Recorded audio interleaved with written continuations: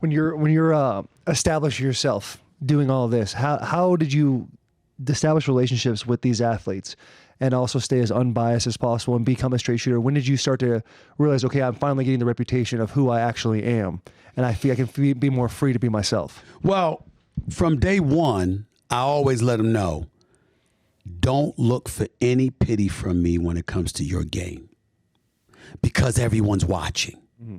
If I'm sitting there and I'm talking to y'all right now and we're having a private conversation, that's between us.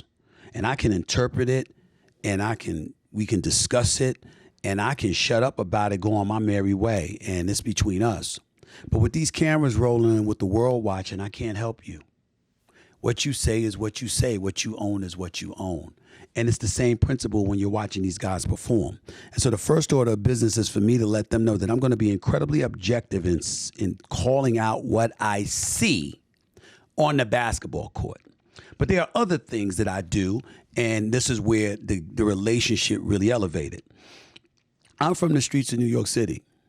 No, I didn't smoke weed, but I know about getting high because I was surrounded by it all my life. I was surrounded by drugs all my life. I was surrounded by violence all my life. I was surrounded by folks partying all my life, all of this other stuff. So all of the things, the vices, the temptations, and everything like that, I'm a streetwise brother. I kind of know.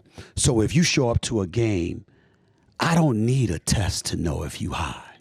I'm looking right at you. I know if you high. I know if you drunk.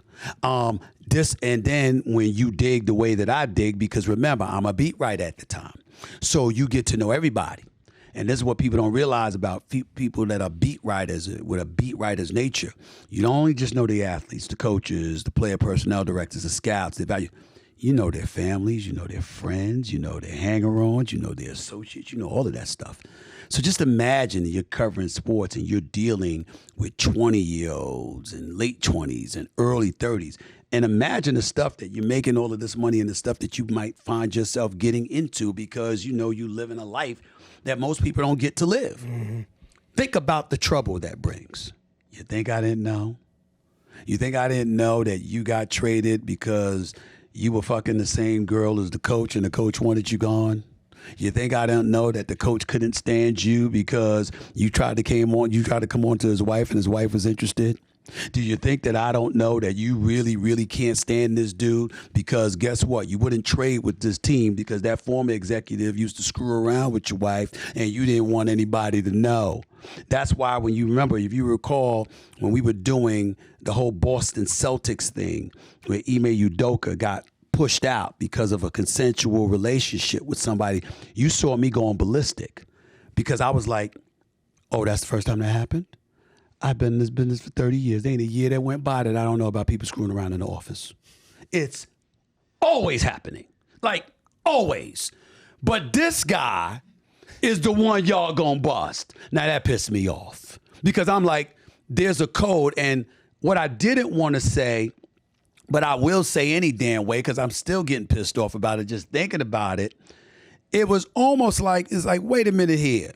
You know, did I bring up the black element? Sure, because there's a whole bunch of white dudes, and last time I checked, y'all like sex too. You know what I'm saying? Nobody's telling y'all. Love it. Nobody was telling that. Damn right. We love it. Fan. Ain't nothing wrong with it. So the point is, I mean, I get it.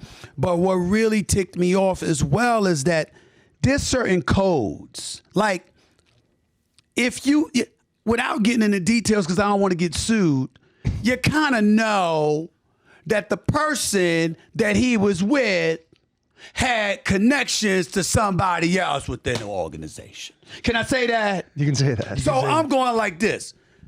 Now, is that not the epitome of weakness as men? Your woman is messing around with somebody, allegedly, right? And you victimizing him. Well, he wasn't in a relationship with you. She was. But he victimized. But you still probably with that person. Really? Now, I'm saying that as men, we would call a dude out for that. We'd be like, yo, bro, that's pretty damn weak. Mm-hmm. I mean, if you couldn't handle your business, you couldn't handle your business. But as wrong as he might have been, unless he was your friend or brother or whatever, he ain't owe it to you.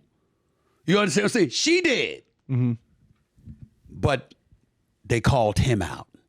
And I didn't want to go nuclear at that moment and say that, but that's what I was thinking. Like, you know, you got to be pretty damn weak to be instigating this kind of shrapnel against that guy because you didn't handle your business.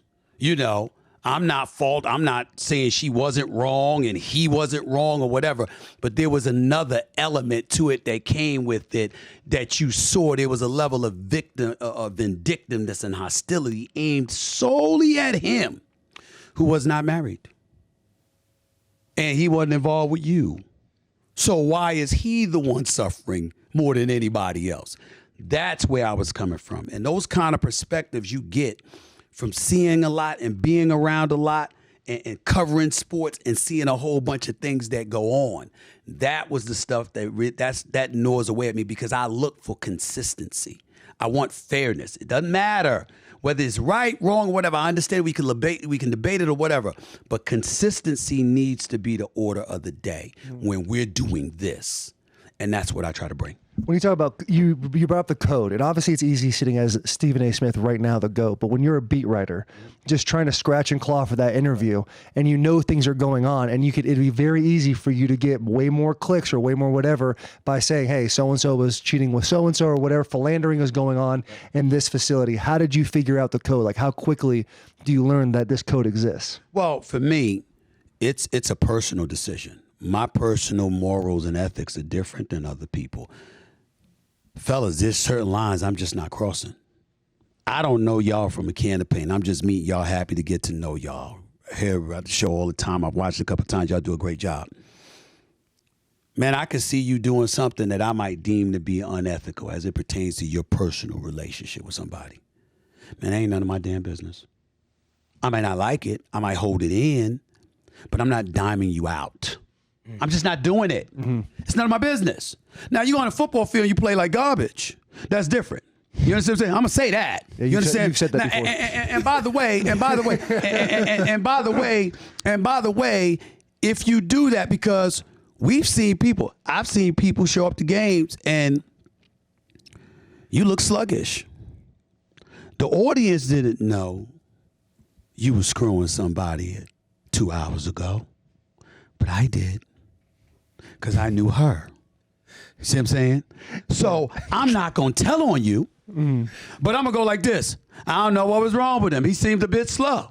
You know, the legs didn't seem to be there. You know, my way of letting him know, man, I know what you did.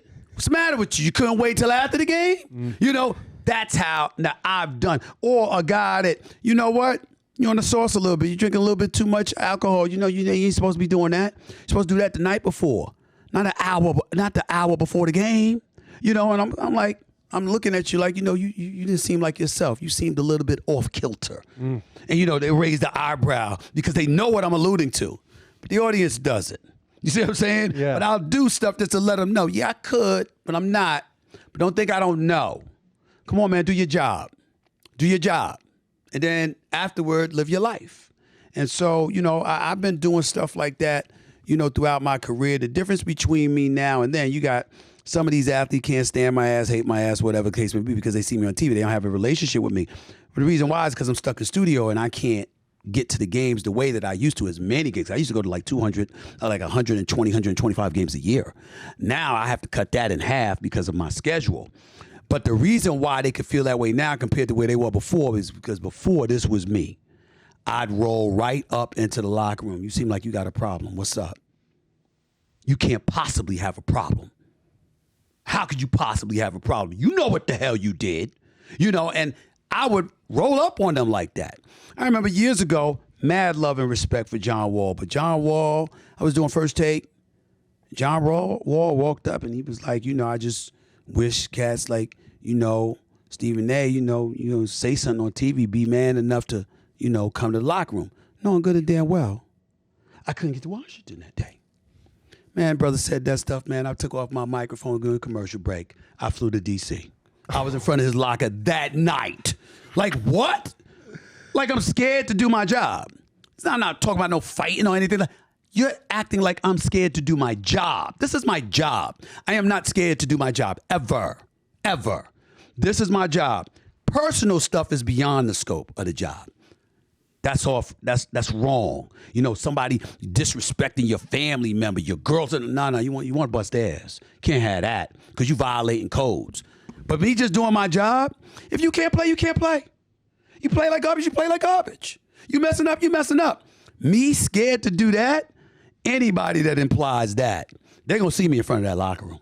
They're gonna see me in front of that. I'd walk in the middle of the Dallas Cowboy locker room after a game if they said something like that about me. You got to be crazy because that's the job. And I'm never going to be scared to do my job.